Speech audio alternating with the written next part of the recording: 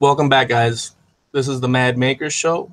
My name is Eloy. I'm your host.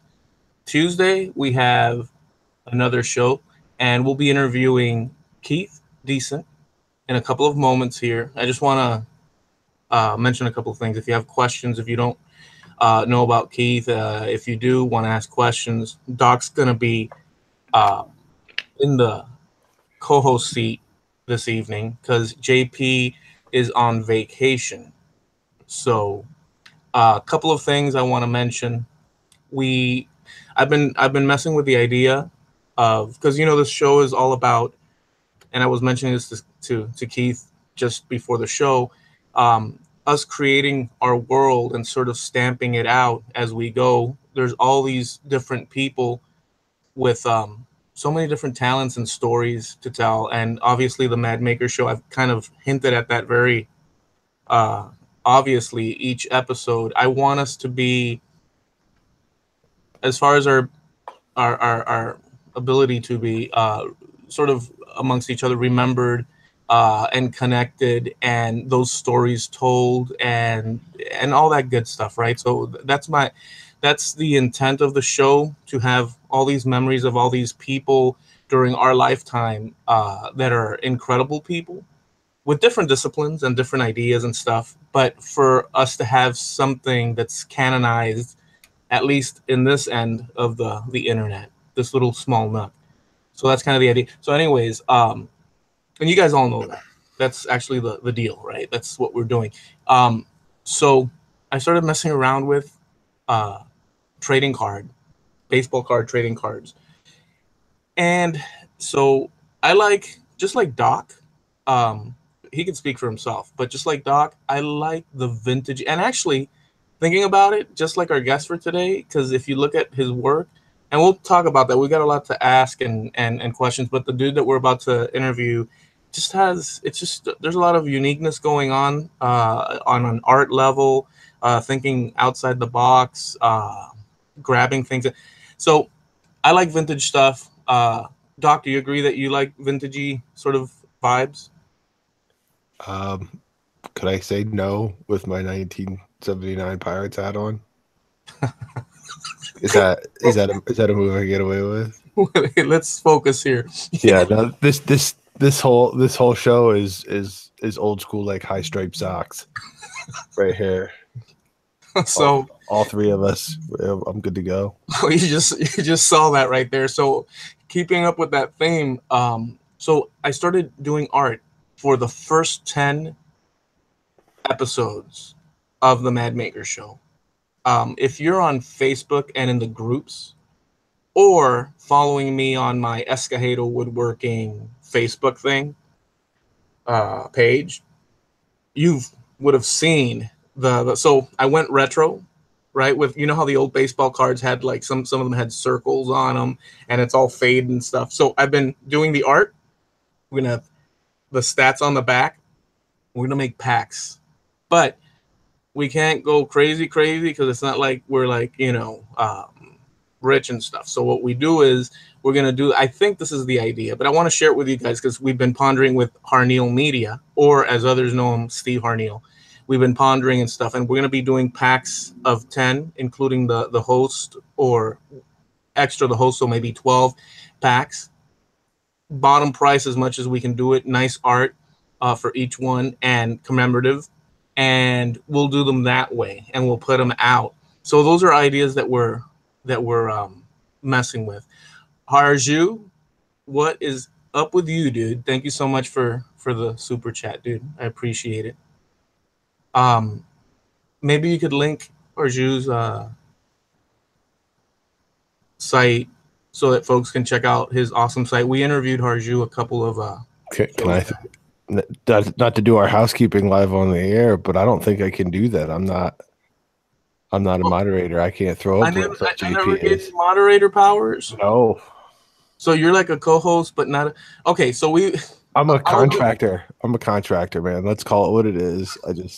I'll give you powers. I'll give you powers as soon as I can go. Oh, can we have like a small knighting ceremony? I feel like JP should do it. Like you don't have. I don't feel like you rank. He's on. I think JP is the only one qualified. Well, so anyways, that's the gist of the story. I'll figure out the link thing here in a sec. Why don't you go ahead and do your bit, Doc, and let me do that real quick here. All right. You have a space to fill. I do. I got to do my work here. Hi, everybody. My name's Doc. You know me. Nothing to plug. Go check out JP's website. Go check out Mancrafting. Go check out Harnell Media. Go check out Makers International Podcast. And yeah, no, I do have one thing to plug. If you like nonsense, go check out Scratch Podcast. That's something I'm into right now. So yeah, like to say hi to everybody in the chat right now. See if I can do that without messing things up. Katie Dotson, Steve Harneal, Bob Lee, and his workshop. Zerker's out there. What's up, Mike? How are you? Julian's out there in the chat. What's up, Jules? Javi. OJ, how you doing tonight, buddy? Be Happy John. What's going on, Sterling? How about this? Wait. Consummate professional. JP on vacation threw up Haryu's links in the chat. Eloy, I want you to know that. The man is an animal. Thanks, JP. Just shows you his commitment to what's going on around here. All right. And yeah, I'm excited to be here again. Thanks for having me. I like doing this. This is lots of fun. Good to be here with Keith. I love to hate him. There's a lot of connections. Also, you have to tell us how you guys met, where you met. We'll get into all these things. It was Match.com. What.com? No, I'm kidding. All right, so that takes care of business as far as we can think of for the moment. So, guys, let's kick back and enjoy and find out more about Keith Décent. So, Keith, welcome to the show, dude. Thank you for your patience. Hey, no problem. Thanks for having me. This is so. fun. I'm gonna click off of the chat. Doc's face. There we go. So, dude, the first thing I'll mention is how I met you, ran across you, right? Because we haven't really talked in it, but I don't know. You might remember one night you hung out. I was there. There was a bunch. I don't even remember who was there, but I remember you were there hanging out. Was your house, and there was an evening of just makers chatting and stuff. That's the only time that we really talked. And then we chat every now and then. I see one of your posts. I'm like, oh, bad to the bone, because you do paintings and you make things from wood and other. So there's a lot of that, but we've never really talked. Is that fair? We've never really. Yeah, we never really talked in depth, or like with a serious direction to the talk. Yeah, I remember the hangout. That was like last year when we were doing a lot, or a year and a half ago, when we were just, the whole group was doing a lot of hangouts. We're all just kind of addicted to hangouts for like a 3-month period. Yeah, so glad that's over. Actually, I was trying to start it up again, and then but setting all this stuff up just takes too much energy for me. So yeah, there's still hangouts that go on out there. Harneal Makers Media Network on Facebook. There's a website as well. So makers that want to join, it's a network of makers to help promote their work online, help each other from everything, the plans, just questions that come up, CNC stuff, woodworking, videos in itself and stuff. So they do hangouts like every night. There's always a hangout open. Oh, cool. So that's makersmedianetwork.com, but you have to go there and you sign up.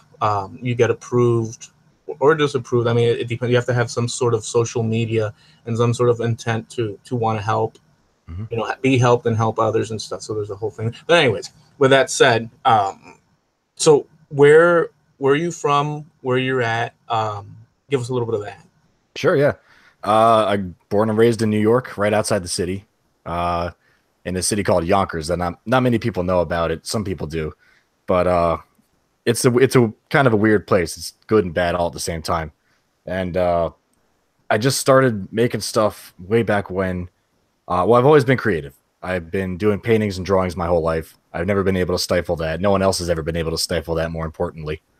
And, I was that kid in class that instead of paying attention to what was going on, I was doodling in my sketchbook all day. And from there, I went to art college. That didn't really work out. I was a graphic designer for a long time. I've always kind of worked a lot of various odd jobs. And then I inherited a whole bunch of tools and materials from my great uncle when he died. He was a hoarder with means, so he had 12 storage rooms so full of stuff that you couldn't even open the doors to get in. And he was a set designer and a master carpenter at the same time. So he had tools and materials and toaster ovens and all sorts of weird stuff that he'd saved up. And so while going through all that stuff, I kept a healthy amount of, well, I kept an unhealthy amount of it. Now it's been whittled down to a healthy amount. But yeah, I had some free time and I had a basement, so I was just started messing around and have not been able to stop for probably a single minute from that point. Just making stuff. So what? Oh, go ahead. Oh no, that's where I started from. Yeah. So can you give us any other insight? How did so a lot of people, in my case, I had to fix up the homestead, right? Mm-hmm. And I just discovered Jimmy DeResta, right? And I saw the art in it, in the video style, and I said, wait a second. So this, because I play music and all that, and so I think, okay, so that's artistic and this and that, and then the woodworking, it's it's repair stuff, and I said, oh well, there's something to it, and so I started messing with that and said, oh, I'll open a channel. Yeah, I saw Jimmy first too. I mean, that was there was like a random week, and I can sort of remember it because it was right after I had my kids, so that era is just kind of a blur. So yeah. But I remember I was just watching YouTube videos, and like I saw this old show that was on, it was ripped from the TV and put on YouTube called Dirty Money, and it was really entertaining. And I'm like, this guy is nuts. And he's doing, at the time I was doing vintage and estate sales, clean outs and doing the sales and and I had a booth at a couple of flea markets selling the stuff out of the estate sales. So I was just immersed in all this old junk all the time. Some of it half broken, some of it useless, some of it really nice. And I'm like watching Jimmy on the TV fixing up stuff and flipping it for the market. And I'm like, oh, this guy's doing crazy stuff. And then he would build every once in a while. He'd like make something really crazy. Then I went to his YouTube from there. Then I found pretty much at the time, the maker community online wasn't that big. It was probably like 30 guys maybe doing successful, like 5-6 years ago. Yeah. And then now it's insane. Now there's thousands of us. But yeah, and I just got into it from there, and I think I made my first video a couple of years, like a year after that, maybe. And yeah, that was a lot. That was really cool. Yeah, the videos that you put out, since you have that artistic, push, spark, you also approach it in that way. How do you think of can you expand on how you approach videoing? What do you do and stuff with your videos? Do you consider the audience in any meaningful way, like showing them a little Easter? How do you give us a little bit of how you perceive that whole process? Sure. Yeah. The first thing I do is I just make sure I understand that I don't know anything about videography going into it, because I really didn't, especially when I started. I've learned since then. But really, it was a completely new world. I'd done a little photography, but it was pretty alien to me. And I started with just my iPhone at the time, and I clamped it onto a broom handle and leaned it up against something and just started working around the camera, like with my hands in front of it. And I just I was emulating Jimmy and a couple other guys I saw. I didn't want to talk on the videos at that time. I didn't want to show up on the videos. I wanted the piece in the project to be, I wanted the process to be the art form of the video. I didn't need it to be very instructional. I tried a little bit in the early days to put captions on, but that was kind of lame for me. It wasn't working, so I stopped that. And I figured if I can get the visual language right, and I can do the right angles and the right cuts, then I can really show what I'm doing without having to talk through it. And that's how I approached it for a couple of years. And these days I've been doing voiceover because I wanted to master the visual language as best I could before because I felt like I would end up handicapping myself if I just did narration over it, you know, because then it's like when someone's writing a book or a story, they say show, don't tell. You know, they say if you're narrating, you don't want to just tell somebody, oh, this guy is sad. You want to tell, you know, through means of storytelling that he's sad. You don't want to just say it outright. Yeah. So I use the visual language to say it first, and then that allows me with the narration to do a little more kind of background talk and a little more why I'm doing it, and it'll maybe get a little philosophical sometimes, or talk around the project a little bit and make people feel like they're there in my thought process as opposed to being taught a lesson, you know? Yeah. And most of the time I'm making up the project as I go along.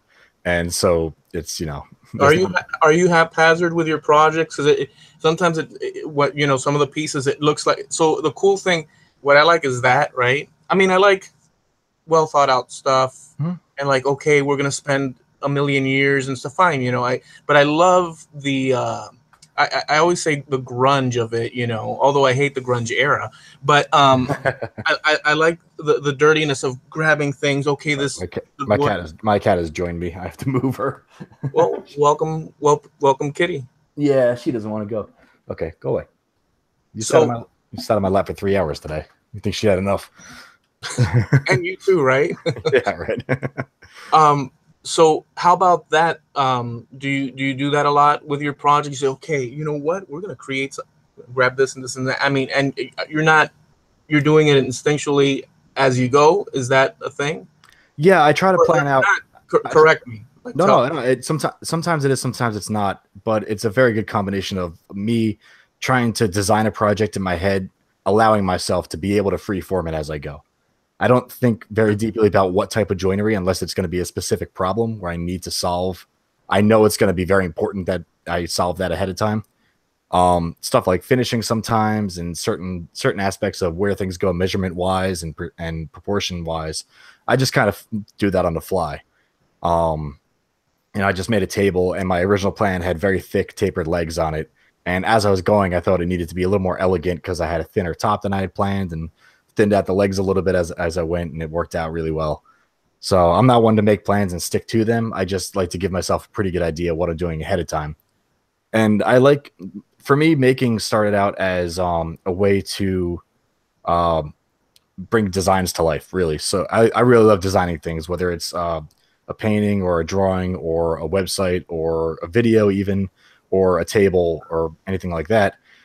And making was a means to an end to be able to realize my designs. And then I realized how much I like the process of making stuff and kind of the meditative state you can get into when you're learning and doing all at the same time. Yeah, that, you know what, that's true. So there's a lot of benefits with what you just said. And when you put it that way, it makes sense.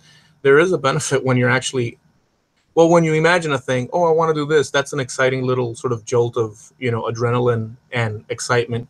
And then the going about producing the thing is like an exciting thing because you're actually there and you become sort of engrossed in that process. So you're like totally gaining, you know, some healthy juju from that. And then you have your finished. It's such a great thing. Making is so awesome, dude. Yeah, it is. And that's a big part of why I don't like making stuff more than once is because the discovery, that excitement of doing it and learning from it is really what does it for me. And I feel like maybe the second time I can still learn a couple things, but by like the fourth or fifth time, I am so completely over this thing. Like, yeah, I don't want to make it again. I want to do the next thing. So I try to improve it or work on it in a different way. And it's, you know, maybe not what somebody asked for, but who cares? Yeah. It seems to be that a lot of makers. So there's different, like for instance, Arju, he does carving. He does beds right now, and I'm just mentioning because this is so he does productions of things, recreations. So there's art involved, but there's a lot of repetitive things that have to occur in order to get to that stage. And then you have crazy, insane people on another spectrum where it's just one-offs, and it's just such a wild freaking community, dude. Who are the people that you that sort of you mentioned Jimmy Durest, I mentioned him as well. Who are some of the people that kind of, you know, inspired it? Yeah. There's honestly, it could be anybody. Like it could be anybody doing anything. I know a lot of us like to even in our heads, or sometimes even legitimately rank people in terms of how they've influenced us. Yeah. But I can see it in anything. I'll scan through projects on YouTube and Instagram and stuff like that, and immediately something will catch my eye. I could see every project of Jimmy's for 6 months and not really get inspired by many of them. And then I could see one person that I have never had any interaction with, and that could influence everything I do for the next year, you know? Like, so it comes from anybody. And I don't know, everyone I follow on Instagram, and which is like 1,000 people or something like that. I really dig through. I go back and check on people all the time. Like, what is this person doing? I need to constantly feed that beast in the back of my head that needs more inspiration, you know? Yeah. I love being able to see where people are going with stuff, and where general trends and design trends are going, and you know, what's succeeding and what should have succeeded if only they'd done this little thing differently, or, you know, that kind of stuff. So, and also Doc. I love Doc. Yeah, Doc is awesome. Well, since you mentioned Doc, and we're free flow just about in this thing, I want to mention, it came to light in a discussion. And I don't know if Doc even knows where I'm going. I wonder if he knows where I'm going prior to me saying it.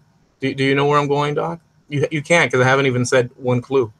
No, not yet. So, it came up in a discussion that, because we're psychic now, where Doc, his speech patterns, right?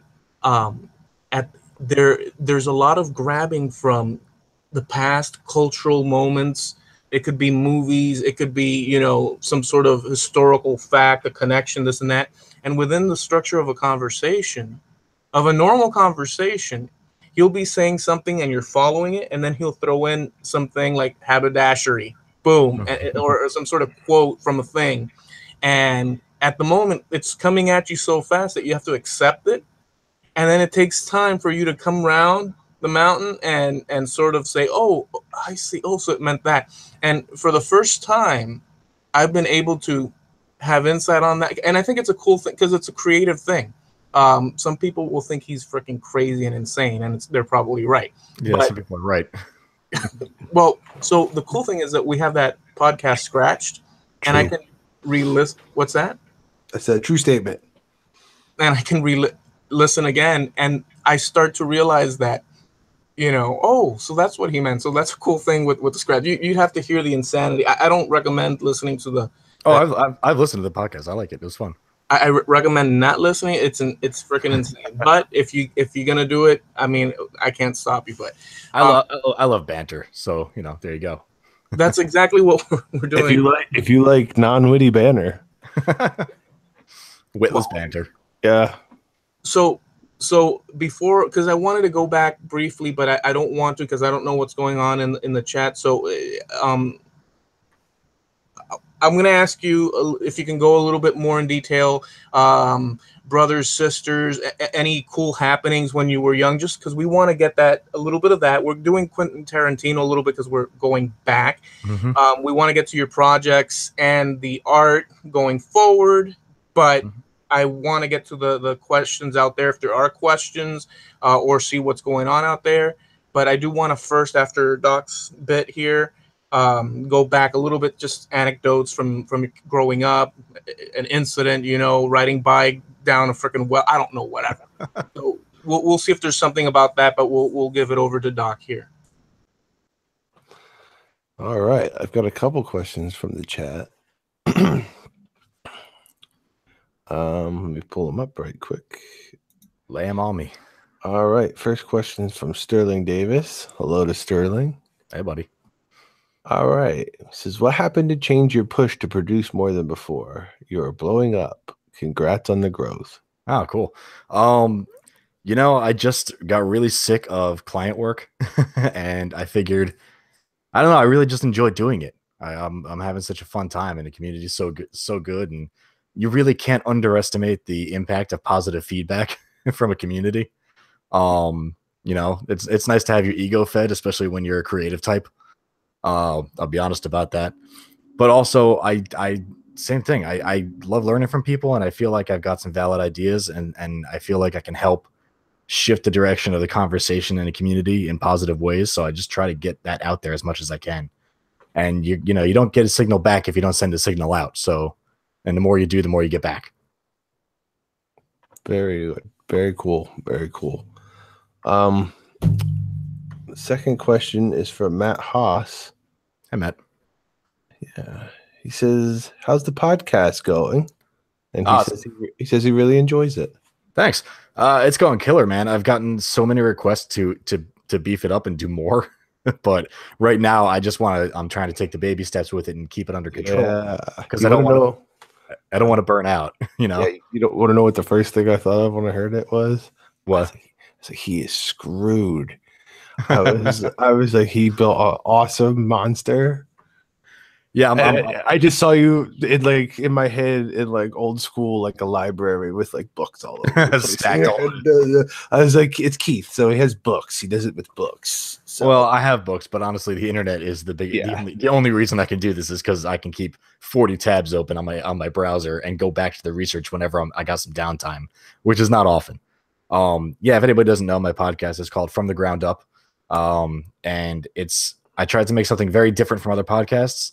In that it is not different than other maker podcasts. I will wholeheartedly admit that I ripped off the entire NPR style Memory Palace kind of Radiolab-esque one person talking, little music in the background, maybe an interview thrown in format.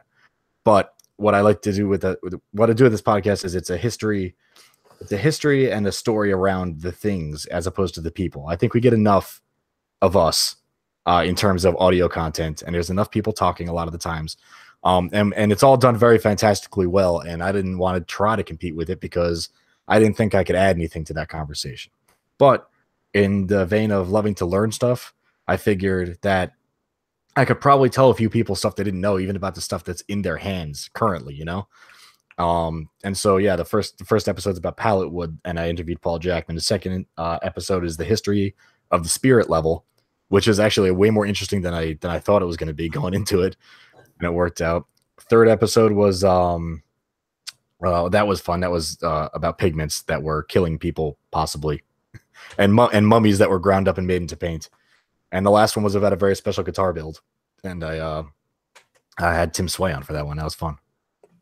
So it's going great, is what I'm saying. And if you guys like it, I have it's being funded almost entirely. It's being pushed and funded almost entirely through my Patreon.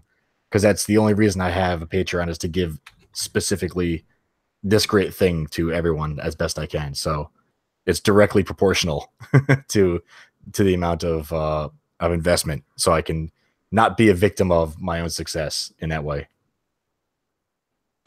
Yeah, well, awesome.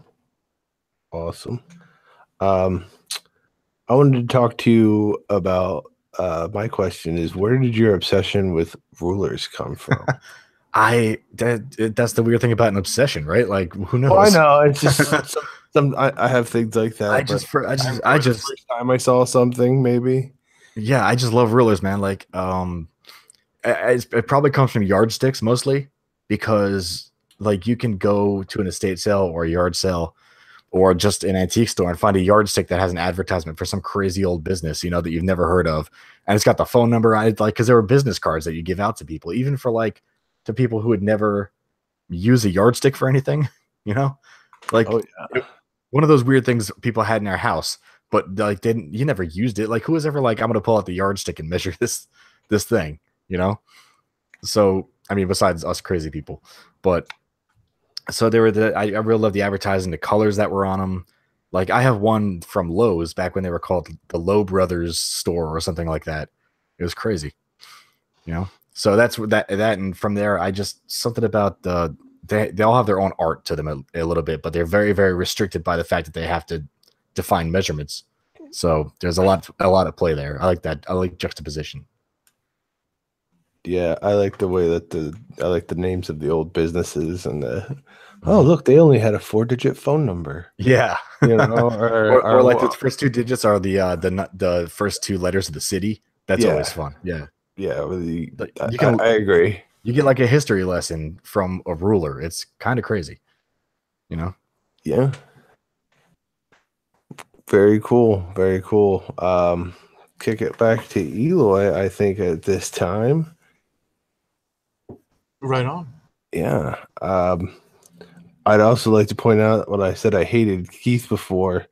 The reason I hate Keith Décent is every time I see his projects, it's always like a smart little thing, just a little detail, and it kills me. It kills me because I didn't think of it. It kills me because I didn't see it the first time, and it's like, son of a, it just so. Good for you, Keith. I see that little detail. I'm glad I'm glad a lot of people like get in contact with me about stuff like that. They'll and everyone likes the little different things too. And that's some of my favorite parts about sharing projects is having. It's my favorite part about putting stuff into projects like that, and then people can see it, and you know. Yeah, for whatever reason, the one that comes to my mind right now is the Tapper sign that was shaped. It was shaped like a bar.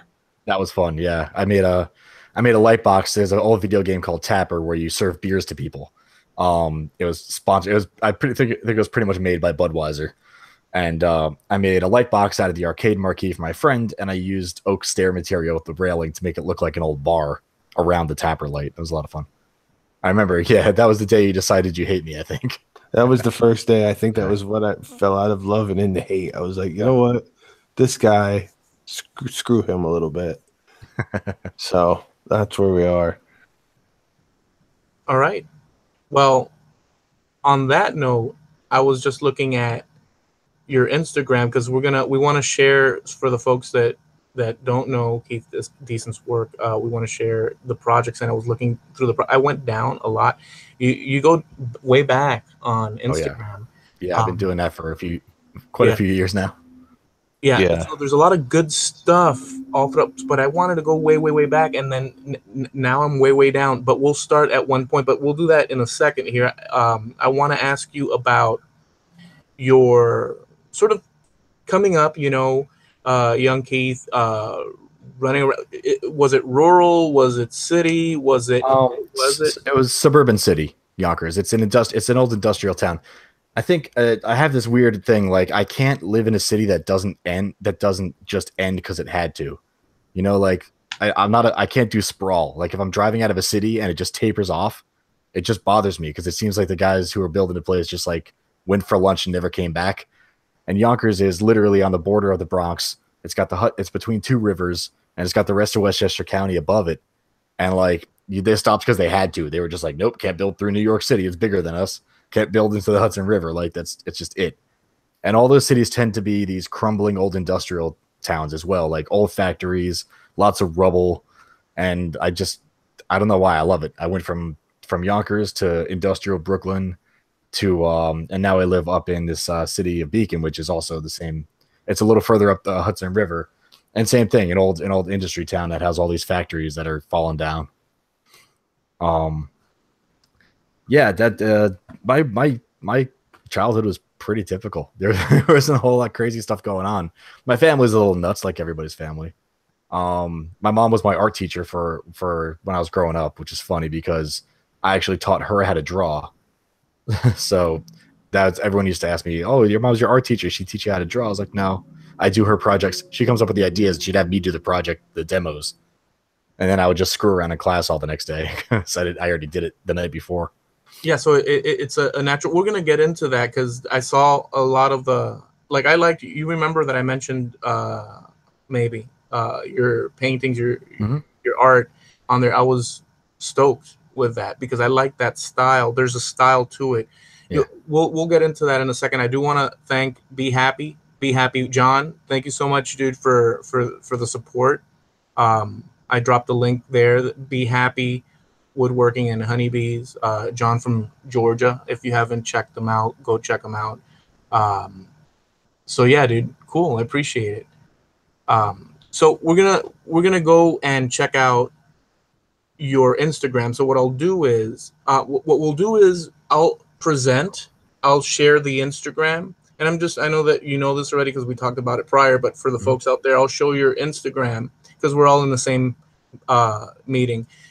Even if they're out there in the chat or here, whatnot, I'll share, and then you can give us a little insight. If you want me to pass up something, you let me know. You know what I'm saying? You guide, and I'll just be like the. Sure. Yeah. I'll. Okay, cool. So I'll do that now, and this is actually a good moment when Doc, as a co-host, can say, "So yeah." And in the meantime, while I'm fidgeting with the. He's still muted. I'm sorry, I was trying to catch up with the chat. Oh, okay. You do have a job to do as well, and I'm here trying to. All right. So Cool. I wanted to start. Well, I was gonna keep going, but there's more to go. So, There's a lot on that Instagram.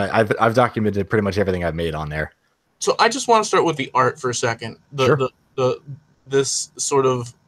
Can you explain to us the style? Oh, actually, that's this photo here. No. Yep. Yeah, that's the photo, which I painted from memory and not so much from the photo, because that is an iPhone photo, which means that the thing that is in the background is not as far away as it seems. You know what I mean?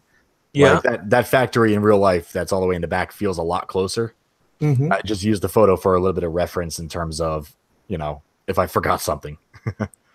What a trip, dude. I love this sort of. Okay, you're gonna have to. I'm not gonna give my input yet because I'll just take up time babbling. But just what style, and just give us a little bit about the process. Sure. Well, 10 years prior to this painting, I had an idea for a style of painting, which was basically to paint a light field in kind of like just a duochrome. Like pick two colors and then paint the light field of a scene, and then skip all the middle ground of texture. And then just overlay the frontal texture, that fine detail, kind of scratchiness on top of the light field, and let everything else be away. And kind of, I think part of the inspiration for that was a pizza box that I saw that, they always have like the 4-color printing, and it's always out of alignment. It's like they have like the pizza guy and he's got a green mustache, but the green mustache goes outside the line a little bit. Yeah. Like that kind of like hazy, like just, it doesn't match up, but it does. Yeah. Like a bad print, but intentionally. Yeah, kind of like that. And just the color in that and the way it was laid out. It didn't have to be in the lines. The lines are there, so the lines are there. Yeah. So the color and the lines are separate, but they're describing the same thing. Yeah, I love that. Yeah. And so this was, I was walking down the street, and 10 years after I had kind of given up on painting, I was just very inspired. I was just having that kind of day. And this is down the street from where I live. This is a couple of the old factories and Mount Beacon in the back. And I love that dirty, skanky wall. And I love juxtaposition like that. I love the beauty of nature right along old crumbling industrial brick and moldy, slimy concrete. There's a lot to look at in there. Yeah. And so I went home and just started working on this thing. It's on reclaimed wood. It's acrylic, red and a couple shades of red, a couple shades of yellow, and then black fountain pen with acrylic ink on top. Bad to the bone, dude. Thanks. And yeah, that one and that was me working out the rust, kicking off the dust after 10 years of not having really done any sort of artistic rendering off the computer. Very cool. So I love that style. When I first saw you posted, it was another one that you had posted later, maybe earlier this year, and I think it was the first one that I saw. Maybe the yellow one. Yeah, dude. Yeah, that's one of my favorite. That one really came out killer. I love that one. Yeah, I just totally, like, when I saw it, I'll be honest with you, I was like, damn, man, I want to draw like that. Like, all of a sudden, whatever the hell I was doing, I was like, because it's funny that way. All of a sudden I'm like, damn, man, that's freaking awesome, dude. That's what I want to do. It was the culmination of just a bunch of good ideas that I had that actually worked out, because I have a lot of ideas and I execute a lot of them, and not all of them work out, but with the painting, that's why I jumped back into it after such a long hiatus, was because it was too good of an idea to pass up on. So that was one of my first client pieces when I moved to Beacon. What was big at the time was doing chevron patterns and everything. Everyone was doing chevron patterns with reclaimed wood. So that's flooring from an old factory that was closing down, that was being renovated into a brewery, and the steel is actually salvaged from a bowling alley that was closing down. But what I like about this one is that I did I created the chevron because you're always looking at this. It's a media console, so you're always looking at it at pretty much the same angle. So I made kind of the illusion of the chevron pattern by running the boards at opposing angles above and below. So when you're looking at it from like that top-down angle, they actually form that V pattern that was very popular. Yeah, so still kind of is. Yeah, dude, nice. What did you finish it with? That is I think boiled linseed oil and then lacquer over the top of that. And you left that patina on the metal. Did you seal it? Yeah, I lacquered the metal as well. Very cool. Yeah. Very cool. Do you hand carve these? What'd you do? Yeah. That's from log to spoon with an axe and knives and sandpaper. Do you have that? I don't know what you call it. That little curly scooped knife. Yeah, the spoon knife, or they call it a spoon knife, a hook knife, or a crook knife, whichever one you want to call it. Yeah, I got a really nice one a couple years ago. Nice. Do you have to sharpen that one ever? Yeah, it's a huge pain in the butt. Okay, I figured. Yeah, it's not fun. I'm not great at sharpening anyway, so you know. That is halfway through my second painting that I was doing in that style. It's an old hotel that had just gotten bought. It was kind of a flop house here in town, right? And it had just gotten bought. If you go up one front, yeah, that's the hotel. My friend took me up to the roof of the old movie theater that his father owned across the street, which is not a place a lot of people get to go. And I got this very unique view on Main Street in Beacon here. And they fixed up that hotel since now. They gutted the front stores, and now it's got a bar and a restaurant, and it's all floofy and nice. But I really wanted to capture it as best I could before that. I think the mood of this picture on this gray day just led me to the style of it. If you pop up one on the grid above this, is actually the finished. There you go. And there it is. There it is done. Yeah, and it's got a really creepy vibe to it, which I like. Yeah, I just love that style of art. Yeah, and one of the things on the art stuff I like to do is I like to play with the perspective. I like cubism a lot, but I don't like how disjointed it is a lot of the time. I think it should mess with people more and be more subtle. So when I'm doing the paintings and the renderings, I like to shift the perspective slightly between kind of quadrants and eighths of quadrants in it. So you'll see things don't really line up as well as they should. It feels more like a memory in that way. Yeah, I really dig that. Dream state kind of, sort of. Yeah, exactly. This was fun. This was so I was driving down the street. No, I wasn't driving down the street because my cousin called me and told me somebody was throwing out the church organ from the church that was around the corner from me. So as soon as I heard that, I was driving down the street towards the church in the rain. What these guys had done was taken a 100-year-old organ and chainsawed it in half and thrown it out on the street. So I ended up driving around the rest of that day doing my errands with a chopped up church organ in the back of my Jeep. It's only, just to interject, it's only like people like that make stuff like us, you know, that think they see they see something that other people would think, well, I'm not even gonna touch that. That might have all sorts of, like, you know, freaking germs on it. Hell no, spider, and yet you look at it and you're like, oh man, that's a gold mine. You know, I love that. And you know, you take it and you hang it on the wall, and then those people have no problem buying it from you. Well, yeah, you're right. Wait a second, you're right. It's a cycle. You're so right about that. Dude. Your Black Keys ebony. Yeah, those are ebony. They're topped with ebony. They're not all the way through. And I left it. It mechanically works. I had to, as I put it up there, I had to make sure I kept that so you can walk up to it and do that. It's so much fun. I sold all those. Actually, how many did you do? I did the whole keyboard. So it was 2 keyboards.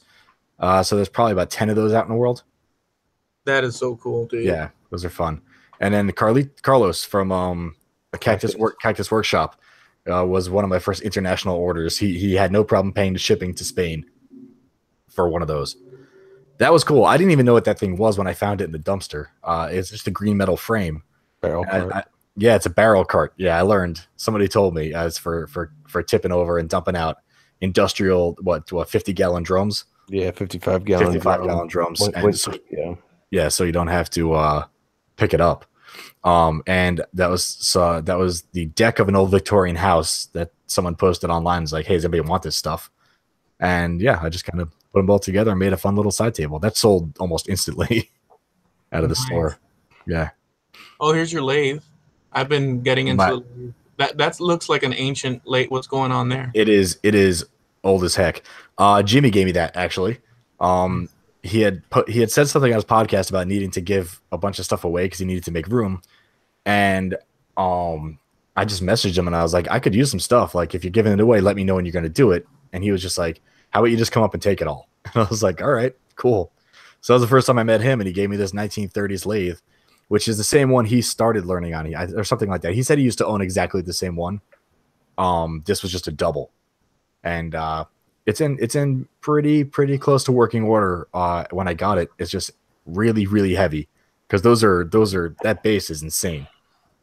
Nice. Yeah, I like this here.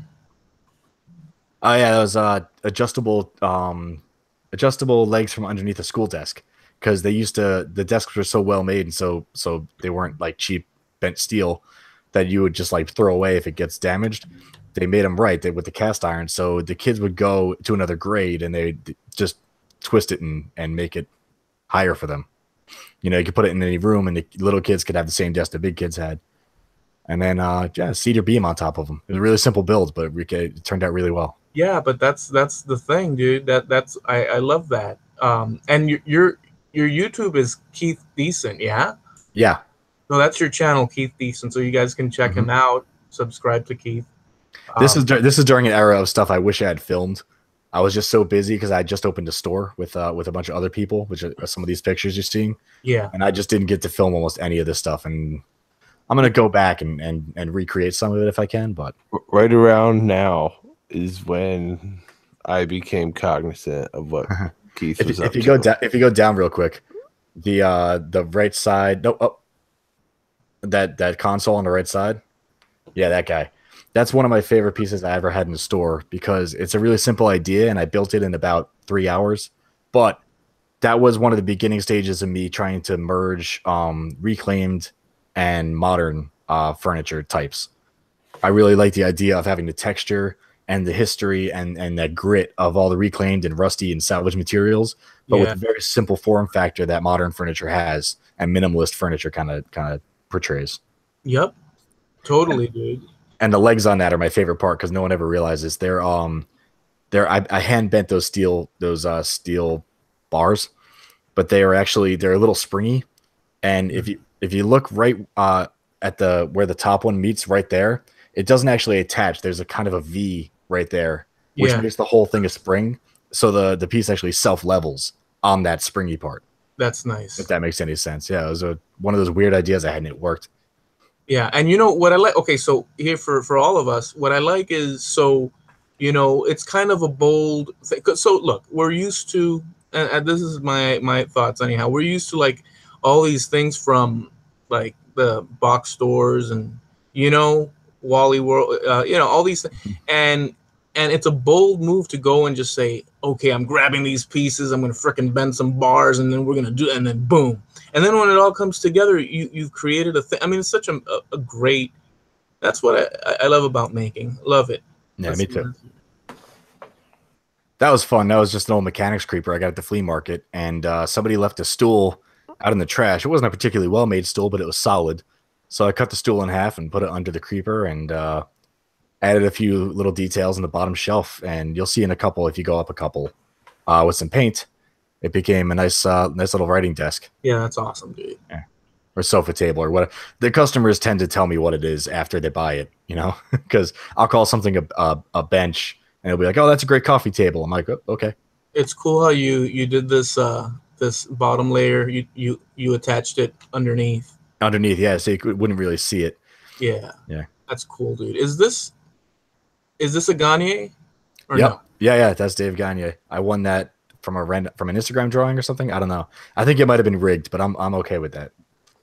I won one, dude. I've got a shovel as well. Yeah, that thing's still sitting over there hanging off my wall. He was also on the Mad Maker show. Oh yeah, that's right. I think I watched that one. Mad Maker Show alumni. Mm-hmm. Let's go over here. Messing with concrete. Yeah, that was Ben Ueda's his project, the bucket stool. I liked the simplicity of it so much, but I didn't have nice concrete. I just had like crappy driveway concrete, you know. Yeah. So I did it, and I had an old the trick to making one of these that I've learned, which he might have told me, is use a brand new bucket and don't stir the concrete in the same bucket you used to mold it, because once you start scratching up the side of the concrete, it doesn't release almost at all from the bucket. You have to really work it, and that's why it ends up cracking and crumbling a little bit. Right. And how heavy is it once it's done? That one's really heavy because you can see it's like 3 times as thick as it needed to be. Yeah, they're about, they're like 20 pounds. Oh, this is cool, dude. This is such a trip here. Yeah, that's Tim Sway actually built that. I bought that from him. Oh, nice. Yeah, that's he's made a bunch of stuff with pinball machines, and I saw him post that, and I immediately messaged him. I was just like, I have to have it. So it was a birthday gift that I bought for my wife at the time. That was really a gift for me. That's funny how I love that though, dude. That's bad to the bone. Yep. That thing is so cool. It inspires me all the time. That was a roadside lamp. That was just literally that beautiful lamp was just sitting on the side of the road, right where I took a picture of it there. And I can totally see like a family that has this lamp, and like, they see all these TV shows and with fancy new streamlined stuff, and they look at their lamp or their room they're trying to change, and they're like, we're so damn tired of it, and then they kick it to the curb, and somebody takes it like you, and it was like a little rusty, which for me was great. I love the rust. I think they probably maybe wanted to clean it up and never got around to it or something. But the base had kind of rubbed on the wire too much and frayed the wire, and I think that's why they got rid of it. Right. So I just ran a new wire up through it and replaced I polished it up a little. I lacquered it, and I replaced the shade with a wooden bowl I had that had a crack in it. I just drilled a hole in the bottom of a wooden bowl, and yeah, nice and simple, easy fix. I'm totally, now that I have the lathe, I'm totally wanting to do lamps and stuff, and I've been thinking of using how you don't want to enclose the light, the bulb too much. You don't want to overheat. So this is perfect. Yeah, it's nice because it's very shallow. The bulb actually hangs out a little bit outside of the bowl. This is bad to the bone right here, dude. That was just a super simple, fun idea. That's the second steering wheel lamp that I made. And it was just a little, I don't know. It's like a go-kart wheel. I got it off eBay. It was described as something. I was like, whatever. But with with those really cool, the vintage-esque. It's an LED bulb that looks vintage, Yeah. So it lasts. But just the shape of it just kind of looks like it's dripping out of the middle of the steering wheel, Yeah. Yeah. Kind of like the stalactites from this is an off the side joke. Don't listen to Scratch Podcast. Ryan Bitters will scare you. Okay. Let's continue up. You can stop me. I mean, stop whatever you think is interesting. That was my the third one I did. The third painting in that series is the corner outside the shop that I owned. It's my favorite taco place, actually. And the owner of the taco place actually bought that. Oh, I like that. I like that one because that piece of reclaimed wood has a lot of really deep grain going on in it. Yeah, which gives it a real crazy tactile feel. Very cool, dude. This is a trip and a half. Yeah, that's actually if you go left one, I think it'll be left. Right there, the drawings. I still am planning on making that cabinet on the bottom right. I'm gonna use a dead end sign for the doors and concrete. I want to do the legs in cast concrete. I'm like really, really amped on this idea.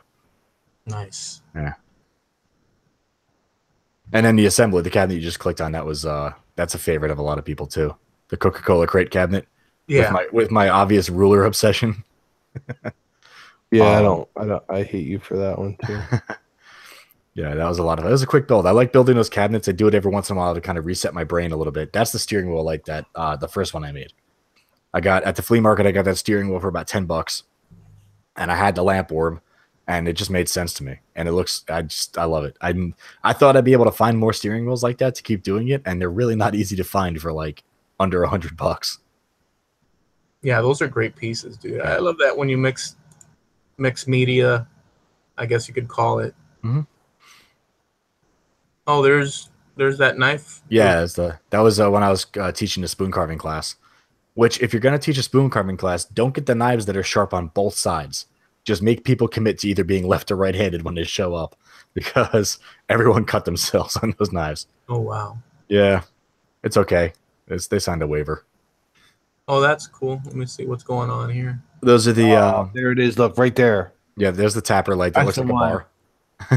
And then the bottom one I like a lot, too, is my Donkey Kong Jr. light, which I got a bunch of old dried-out sticks from the yard and made it look like kind of a jungle hut. Yeah, that is awesome, dude. I mean, well, for me, that's like gold because it reminds me of back in the day.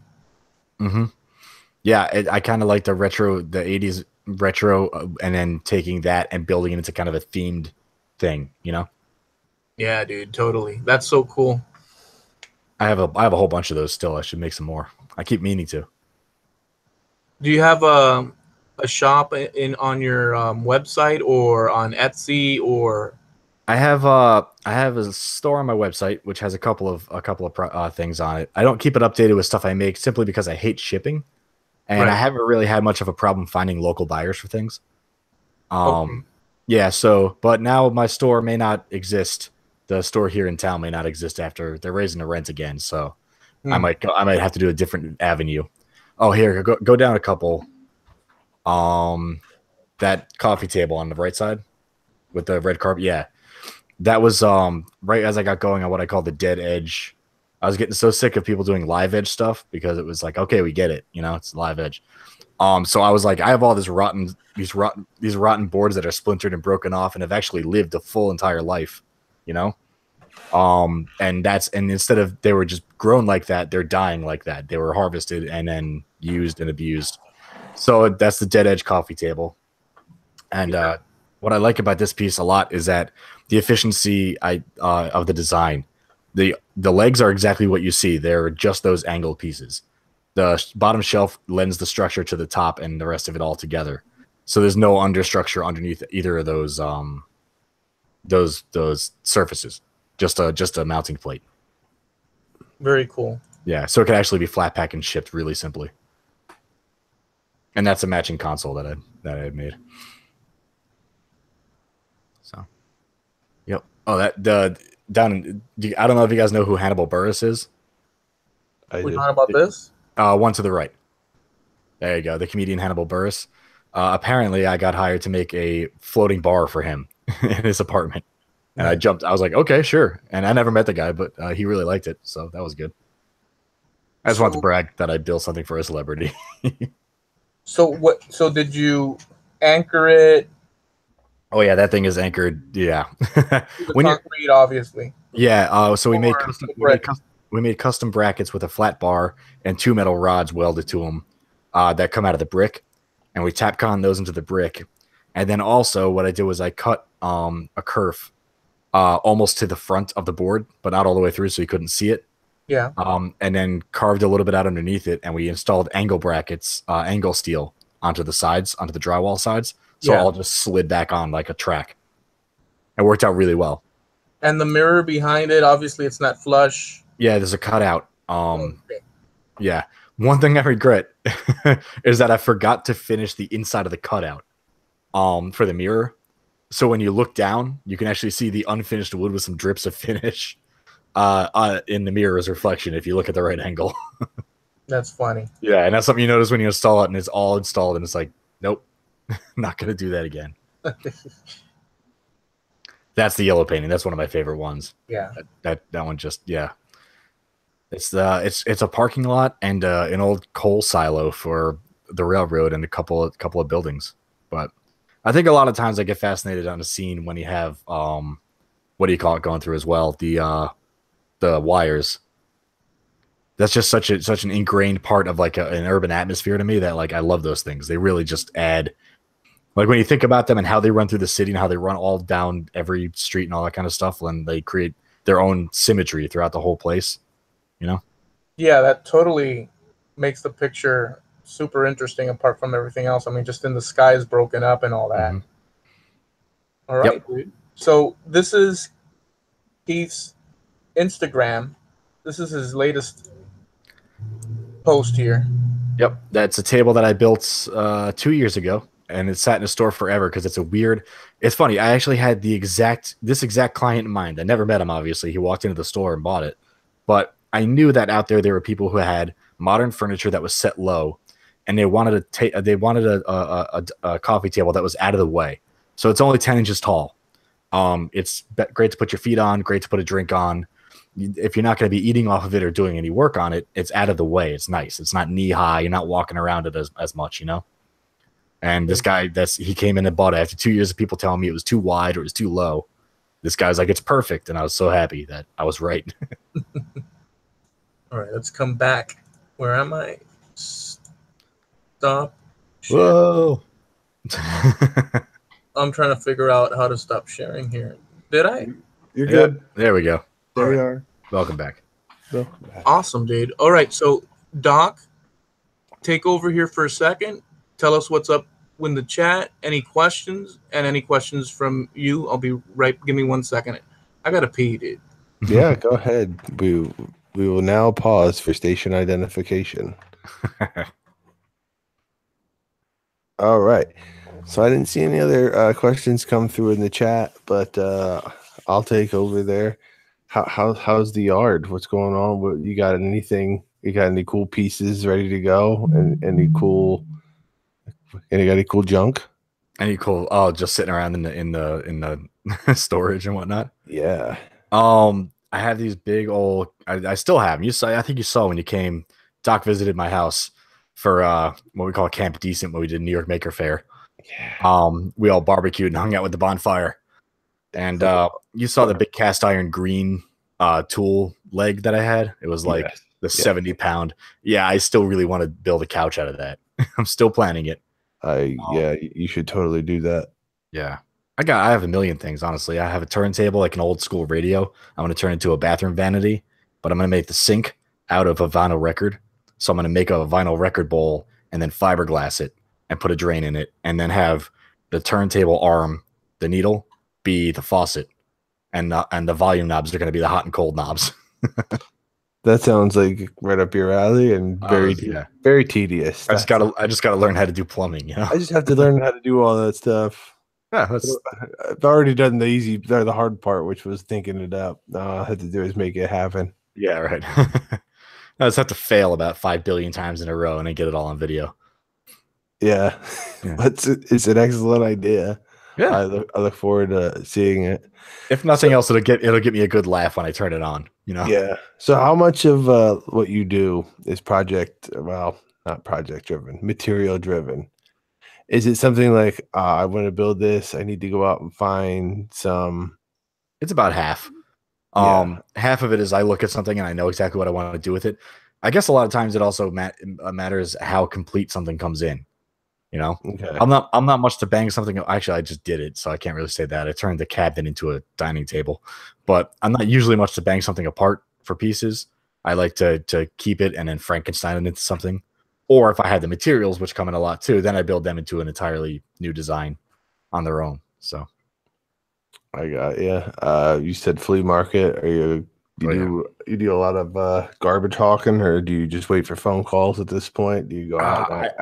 I've lucked out in that a lot of people in my community know me now, and they come to me with stuff, and I've been turning stuff away, which is unfortunate. But yeah, people are like, "Oh, I got this thing. Do you want it?" I'm like, "Yeah, I'll look at anything." I'll tell them that. Oh yeah, it's a good problem to have. I'll look at anything, and I will very rarely pay for something because also a good problem to have. Yeah. I'm already doing the work to go get it and clean it up and stuff, so I don't need to be. If it's a few bucks here or there, no problem. But some people get a little crazy with how much they think something's worth. Oh yeah, yeah, it's not even worth coming. I'm not even picking up for that much money. Yeah, exactly. That's heavy. Yeah. And actually, one of the great things is when people offer you stuff, it's funny because if you go to their house or they'll often think about other things they have at the same time that they forgot about, you know? There was a lady who was giving away one of those Rubbermaid bins just full of mahogany stair balusters. And she didn't have any use for them. So I was like, I'll take them. They're in a storage unit. I'll think of something to do with it. But, you don't pass up mahogany. And so I went and got him. And she's like, oh, and I told her we're talking about what I do. She's like, I have this thing in the attic. You might want it. I'm like, okay, I might get murdered, but I'll follow you up there. And it was a leaded glass window, an old antique leaded glass window. It was beautiful. I had a torch on it, and like she was like, "Here, take it." And I was like, I gave her like $20 or something. I was like, I give you something for this because it's worth a couple $100 as is, you know. But that's the kind of stuff. And then sometimes people give you a whole bunch of stuff, and you got to take the crap you don't want, just because they're being so nice. And price of admission. Yeah, I'm like, I end up with a lot of weird scrap metal stuff that's all broken, just because like they're like, oh, here's all these great fence boards. Hey, you want this broken pickaxe head? And I'm like, you want to get rid of it? Sure. I know where the dump is. So I'll take it to the scrapyard in a couple of years. Yeah. I'll move this around my shop 4 or 5 times and then throw this out a year from now. Yep. Yeah. I know that move's a favorite of mine. Yeah. Is your other favorite bringing 35-pound lead bricks to other people's houses and leaving them there? It is. Well, you used it. I use it all the time, actually. It's great. It's just funny because no one's ever given me a 35-pound lead brick before. No, that little what was it? Support beam anvil. Yeah, that's great. That was the same thing that you were just talking about. I was at somebody's house, whatever, and someone was like, "Hey, I got this anvil. Do you want to check it out?" I was like, "I want to look at this anvil more than anything you have to show me. Let's go right now." And they pulled that out. I was like, "Oh, that's cool. Thank you." Someone will use this. Yeah. You thought you were going to look at a real anvil. Oh, well, you know, when someone says that, I was like, yeah, sure. No, I would love to. I'm the same way, though. I'll look at anything. Yeah. Yeah, of course. You never know what you're going to get, you know? Yeah. Some people really actually don't know what they have until you're sitting there. Oh, yeah. Very cool. Very cool. Eloy? I want to thank Anna. Thank you for the love, Anna. I appreciate that. I dropped a link there. Can you guys go check out Anna on Instagram? Well, I just finished peeing. I'm going to pop in for a second because Matt Haas has a question, and I think I know where this is going. Do you have any more joust signs left? Oh, I do not. I have Okay. What do I have? I have Asteroids, I have Breakout, and I have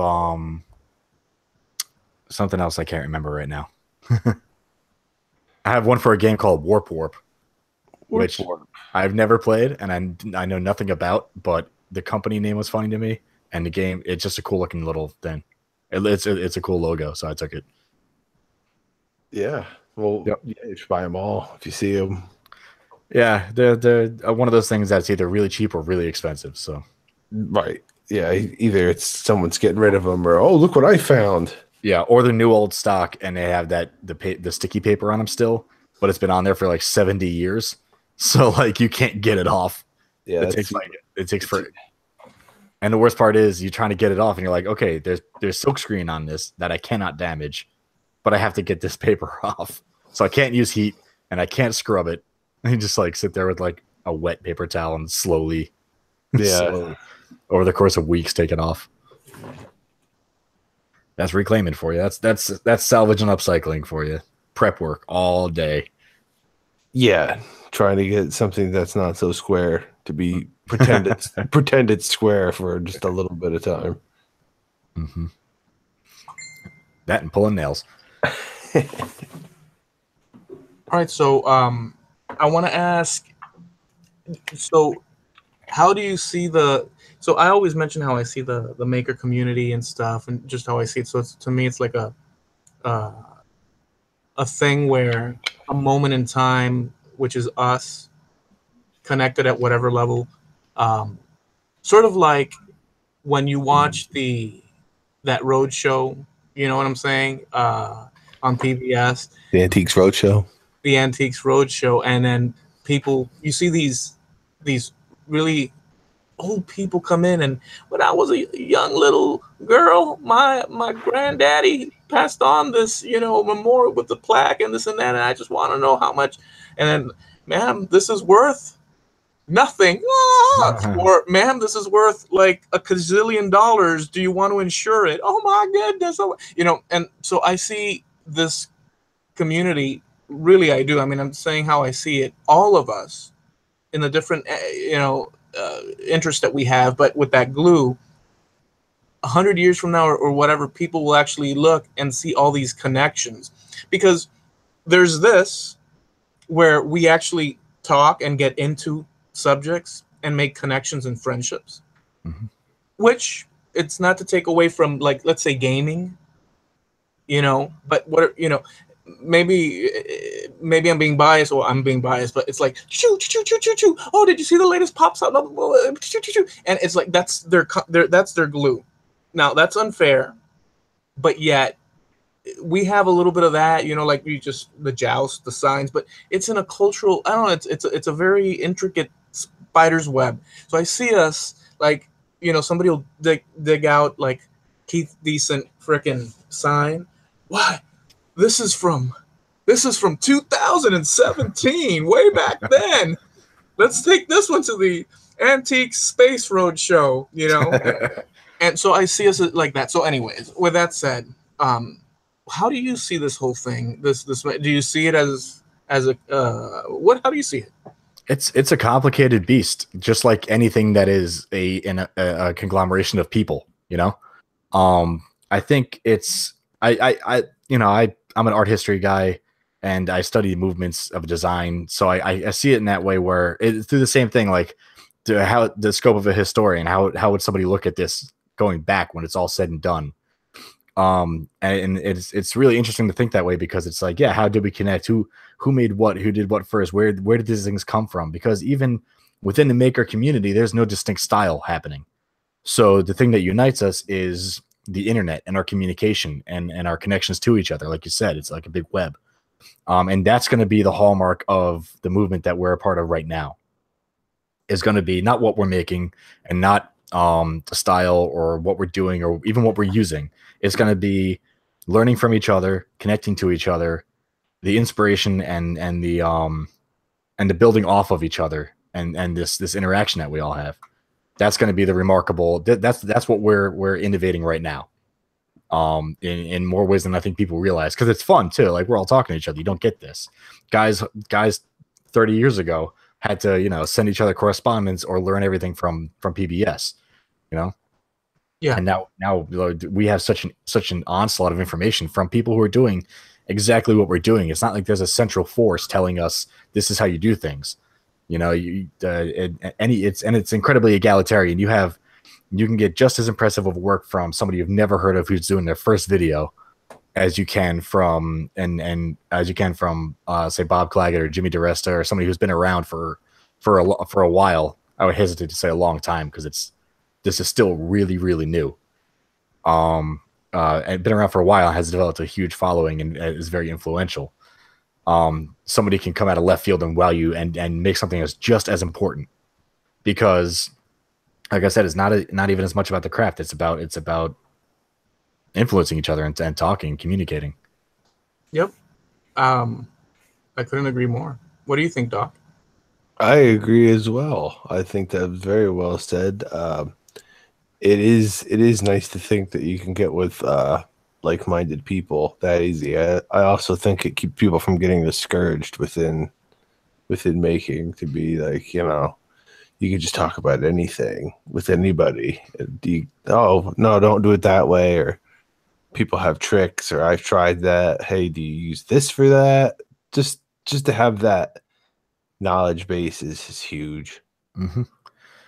What I like is actually a lot of the time when you see like the movements in the design changing, like the concrete got big, and then mid-century comes up, and there used to be pallet wood stuff. That is actually kind of a separate entity from what we're all doing. Our community moves and shifts that design element in various ways. So it's not like the Shakers, and they did Shaker stuff, and then there were no more Shakers, and there were guys making mid-century stuff, and then they're gone, and they're like Bauhaus, and that's all.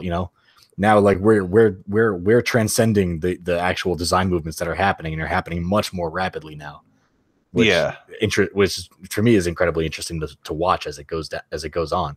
Yeah, we exist beyond that, or we exist beyond that. The movements, small movements, happen around us.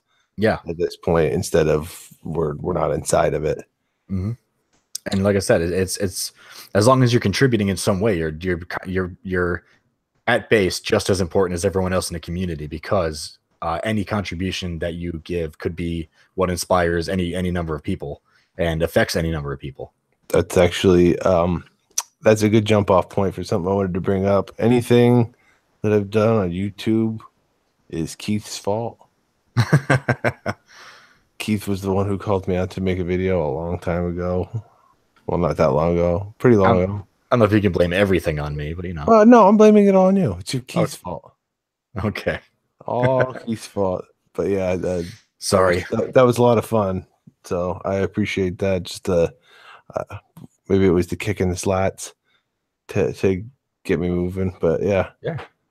Good. I'm glad. It is funny how that happens like that though. Mm-hmm. Yeah, I had people talk to me about being inspired by something I did or built or something, and it still amazes me, you know, because growing up, I grew up a lot of my childhood was pre-internet, you know, and the people that inspired me when I was young, the guys who were making comic books, the guys on TV and stuff, like you never think that that's going to be you in any capacity, and for us, it's a much smaller world. Yeah, it's a smaller world, but it's happening, and it's just as important because any one of the people that you're inspiring can go on to do great things and you know, or is already doing great things or has done great things and you're still and are still being inspired and producing works. So it's pretty amazing. All right. So let me ask you a question. Did you enjoy the show? Yeah. This is fun. Will you come back and see us? Yeah, absolutely. Awesome, dude. It's been such a pleasure. I'm so glad that you came on. It was Doc's idea. He said, "Hey, dude, how about Keith?" And I said, "Yeah, dude. We'll see if he want." I was totally stoked that you wanted to do it.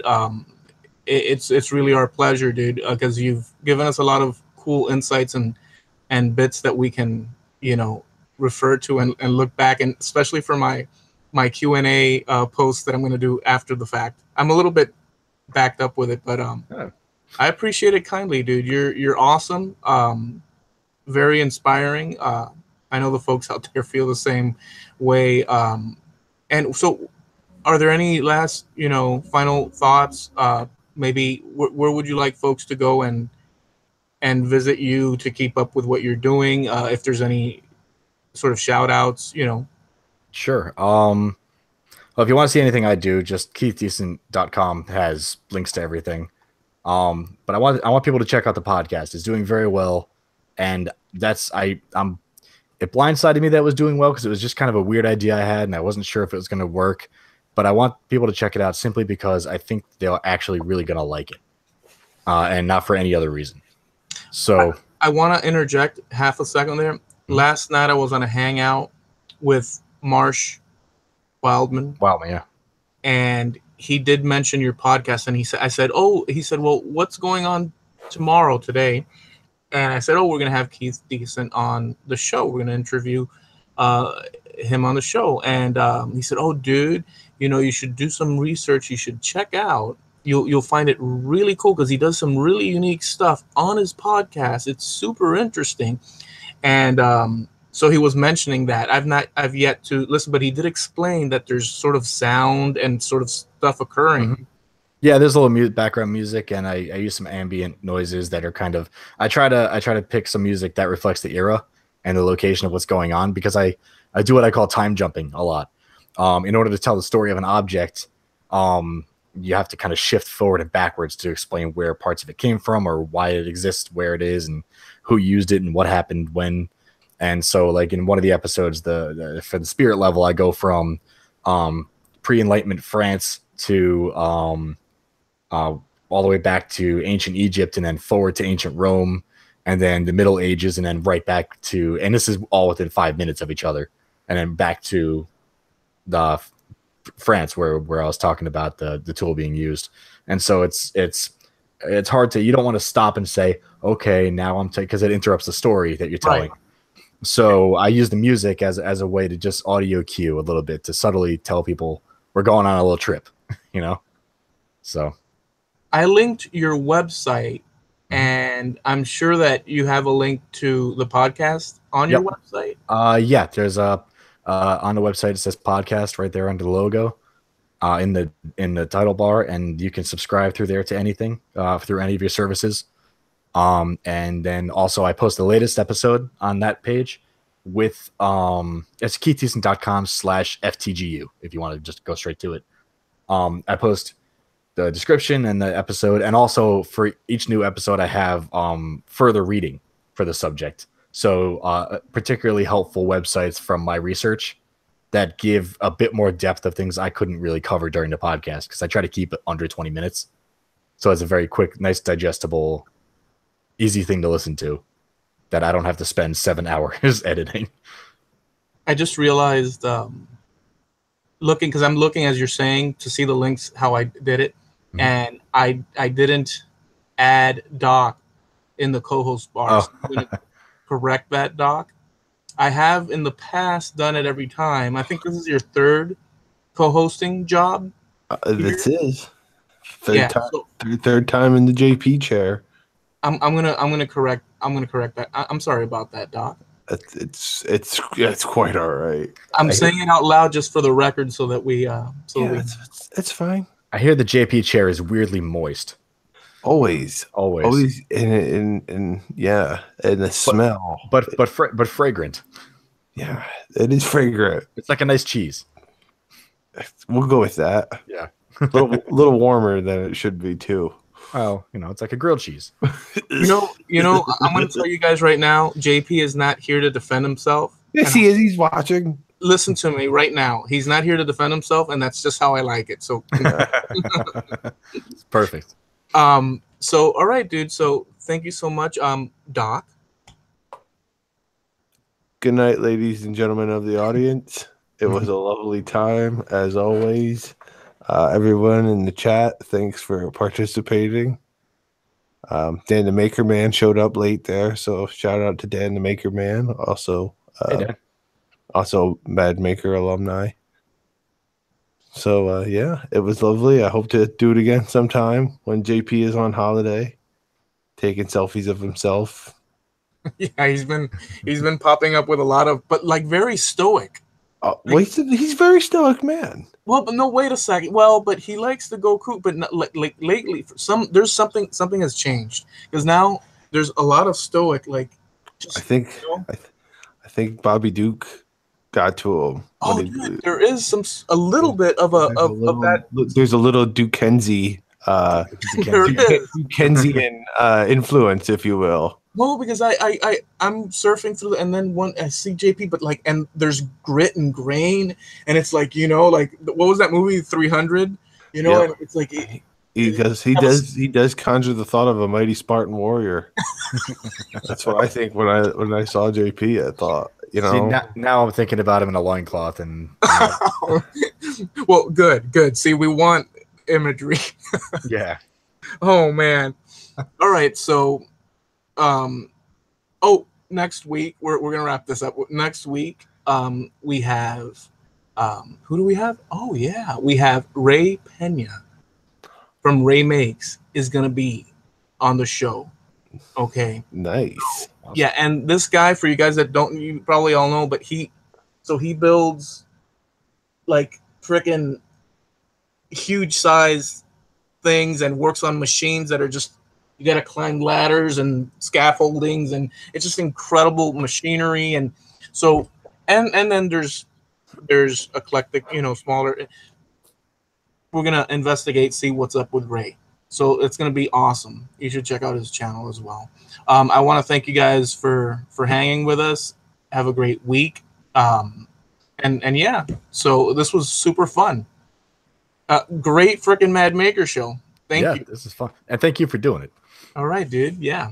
So, good night, everybody. Bye, kids.